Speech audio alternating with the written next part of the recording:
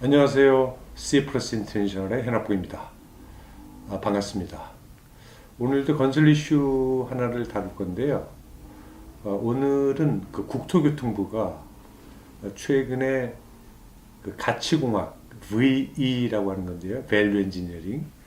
이 가치공학을 설계, 시공, 운영 단계까지 확대를 하고, 그리고 이것을 법제화, 독립적인 법제화까지 하겠다.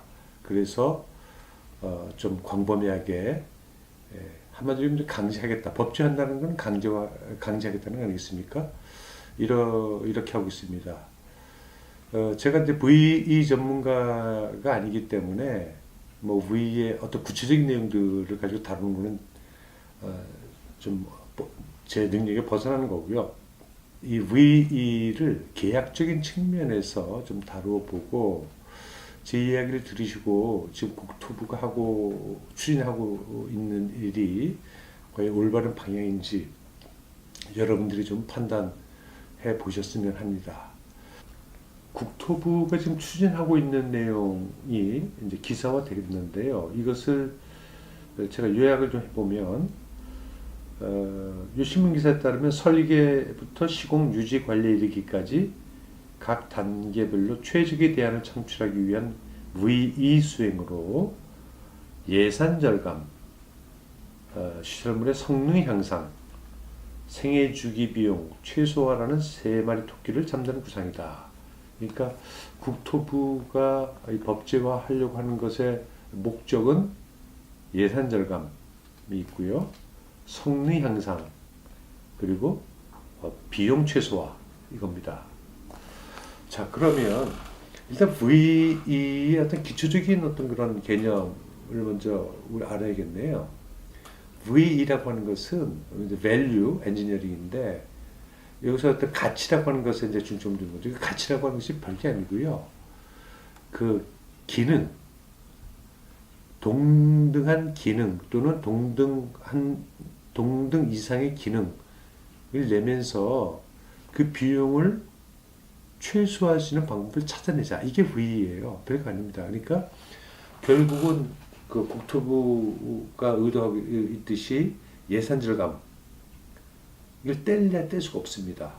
그러나 독립적인 법제화를 한다 그러는데 이미 법령에 나와 있습니다. 그 우리 국가를 당사자로 하는 계약에 관한 법률 시행령 제가 가져 나왔는데요. 65조 제4항, 이게 설계 변경에 따른 계약금액 조정 관련된 그 규정입니다. 이 사항에 보면 새로운 기술공법을 사용함으로 해서 공사비의 절감, 이게 또 하나 더 있어요. 시공기간 단축 등 그런 효과가 현저할 것으로 인정되면, 그러면 필요한 설계 변경을 하고, 그리고 계약금액 조정을 하자. 근데 이제 여기서 쓰고 있는 것은 뭐냐면, 아껴줬으니까, 공사비를 절감시켜줬으니까 절감된 금액의 일부분을 시공자에게 돌려주겠다. 그 돌려준다고 하는 것이 70%나 돼요. 그러니까 계약 조정할 때 30%만 떼겠다. 예. 시공자에게는 뭐 할 수만 있으면 뭐 좋은 겁니다. 70% 들어오니까. 물론 다 좋을지 안 좋을지는 계약의 상황에 따라 틀리겠죠. 예를 들면 해당 작업의 단가가 난 너무 좋아. 그거 하면 할수록 이익이 나.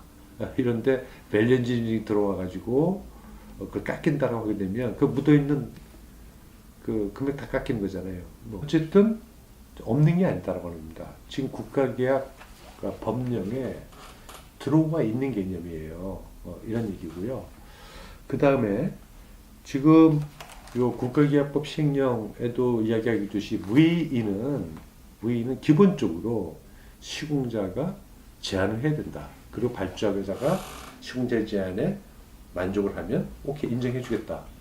이게 당연한 거죠. 그러니까 지금 국토부가 하려고 하는 법제화 한다라고 하는 것이 제가 약간 이해가 안 가는 게 뭐냐면, 법제화하면 강제하겠다는 건데, 그러면 그 밸류 엔지니어링 주체가 시공자가 아니고 발주하겠다는 거냐? 발주하게 되면 그건 하는 겁니다. 예. 그런데 문제는 뭐냐면, 발주자가 어떤 최적의안을 도출을 해서 그것을 적용한다라고 하게 되면 이미 계약이 있어요. 국가기획 관련 법령에 설계 등등 조항을 적용하면 되는 겁니다. 지시하면 되는 거예요. 이 밸류 엔지니어링이 틀린 게 뭐냐면 발주자의 지시가 아니고 시공자의 적극적인 아이디어를 제안을 해달라고 하는 거거든요. 근데 법정하게 되면 그 시공자에게 그 돈 쓰는 나올지 안 나올지도 모르는 또 인정받을지 받지 못할지도 모르는 이런 행위를 강제로 해라. 이거는 조금 좀 문제가 좀 있을 수가 있죠. 그리고 우리 국가계약법령에는 그냥 70% 이렇게 주게 돼 있어요. 근데 이제 해외 계약의 경우를 좀 우리가 좀 이해를 해야 되는데 해외 계약 중에서 PD 계약 조건이 이야기하기는 밸류 엔지니어링에 대한 이야기를 좀 하겠습니다. 범위가 좀 넓어요. 이게 뭐냐면 우리나라 이 국가계약 법령에는 공사금액의 절감, 그다음에 공사기간의 단축 이거잖아요. 근데 이제 PD 같은 경우는 그 외에 등등 무엇이 됐든 간에 발주자에게 이익이 되는 어떤 그런 아이디어라면 그것을 제안해라. 굉장히 광범위하죠. 근데 PD의 요구 조건입니다. 그래서 그 시공자 제안하게 되면 시공자가 그 돈 들어가는 거거든요. 그리고 피딕도 국제계약도 그 제안을 해가지고 발주자가 노 해버리면 싫어해버리면 돈만 써 끝나는 거예요. 그러니까 이게 밸류 엔지니어링을 포함해서 시공자가 제안하는 행위는 시공자에 굉장히 부담을 주는 겁니다. 돈을 미리 써야 되거든요.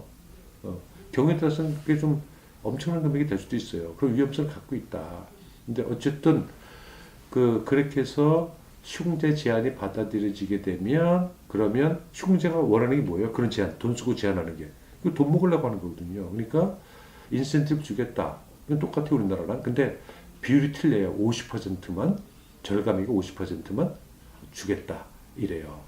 근데 그 절감을 계산하는 게 또 우리나라하고 좀 틀립니다. 우리나라는 어떻게 되냐면 그 시행령에 당의 공사금액 절감액의 30%만 감액한다. 그러니까 70% 주겠다. 이거는 그냥 감액이 된 금액을 산술 계산해서 주겠다. 근데 해외 계약, 피디 계약은 안 그래요. 쉽게 얘기하면 원래 설계도를 하게 되면 이게 뭐 50년간은 어떤 그런 구조물 했어요. 근데 밸류 엔지니어링을 하고 나니까 이게 30년 갔어요. 그러면 삶 가치가 줄잖아요. 그다음 목적물의 어떤 그런 감모 가치, 또 다른 측면에서 가치. 예를 들면 내가 이 목적물을 원하는 설계를 하게 되면 내가 100원에 팔 수 있어. 그런데 이것을 그 밸류 엔지니어링에서 공사 금액은 줄여줬지만 내가 향후에 팔 때는 이거를 갖다 30원에 밖에 못 팔아. 못 받아. 이런 거. 또는 사람이 느낀 편의 있잖아요. 편의. 이런 것들을 다 고려를 해라. 굉장히 어려운 거죠. 그러니까 그 피딕은 단순히 공사 금액의 절감액을 나눠서 주는 게 아니고 그 목적물이 밸류 엔지니어링을 함으로 해서 그 목적물이 갖고 있는 어떤 여러 내재적인 가치 어떤 등등 이것은 이제 그 가치의 감모라고 하는데 그것을 빼고 난 나머지를 가지고 50% 나눠주자. 이렇게 하고 있습니다.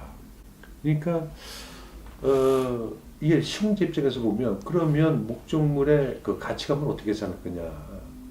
이게 잘 안 되는 거거든요. 그럼 굉장히 이론적인 어떤 추상적인 어떤 그런 개념으로부터 출발할 수가 있는 겁니다. 그래서 지금 피딕도 그 부분에 대한 것 때문에 적용이 안 되고 있어요.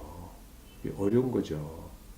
그리고 만약에 발주자가 원한다면 발주 활동 할 수 있어요. 그 발주자가 고민해가지고 그것을 적용하려고 하면 그것은 아까 얘기했지만 우리나라 설계 변경, 국제계약도 베리에이션 체인지라고 하는 그런 절차가 있습니다. 그걸 적용하면 되는 거예요.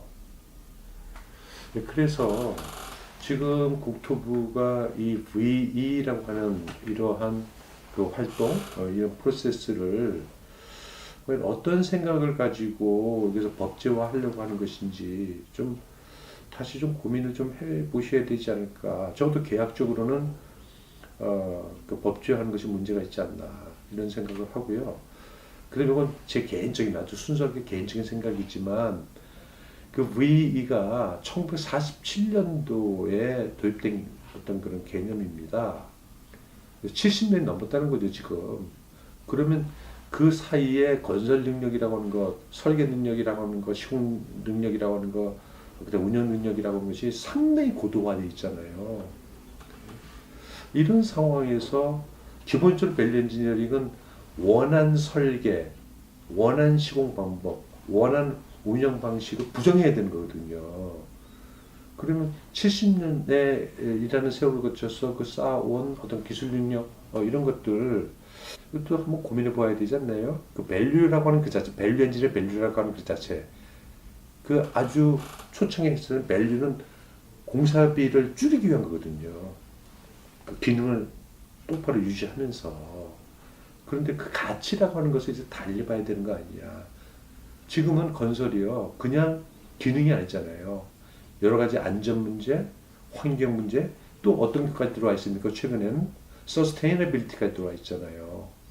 그리고 기법이라고 하는 것도 상당히 발전했잖아요. 옛날에는 바 차트 가지고 하던 것이 지금은 굉장히 크리티컬 패스 메소드, 또 최근에는 BIM까지도 적용해가지고 어떻게 하면 스스로들 그 원가 절감을 하려고 하는 이런 노력을 하고 있는데 과연 국토부가 어떤 생각으로 이런 것을 추진하고 있는지 저는 잘 이해가 지금 안 돼서 계약적인 측면에서의 말씀을 좀 드려본 것입니다.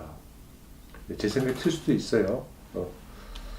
하지만 제 얘기가 혹시라도 도움이 됐으면 하는 바람에서 이야기 드렸습니다. 감사합니다.